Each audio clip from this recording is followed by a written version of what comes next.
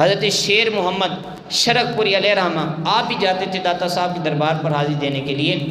ایک دفعہ آپ داتا صاحب کے دربار پر حاضری دینے کے لیے گئے تو جب آپ اترے نا بس سے، مریدین بھی ساتھ تھے،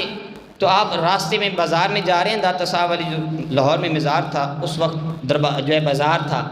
مزار سے پیچھے بازار آتا ہے تو اس میں چل کر جا رہے ہیں، تو راستے میں ایک آپ کو بزرگ ملے، سفید انہوں نے کپڑے پہنے ہوئے تھے، سفید داڑھی تھی اور نورانی چہرہ تھا۔ ان سے کچھ باتیں کی، راز و نیاز کی باتیں ہوئیں، تو آپ وہاں سے واپس پلٹ پڑے۔ تو اب وہ جو مریدین تھے انہوں نے عرض کی، حضور ہم تو آئے تھے داتا کی دربار پر حاضری دینے کے لیے کہ ہم جائیں گے داتا کے دربار پر فاتحہ پڑھیں گے، وہاں حاضری دیں گے، لیکن آپ تو یہاں راستے سے پلٹ رہے ہیں۔ تو حضرت شیر محمد نے فرمایا کہ ہم وہاں جا رہے تھے داتا صاحب سے ملاقات کے لیے، لیکن داتا صاحب خود ہی ہم سے ملاقات کے لیے باہر تشریف لے آئے۔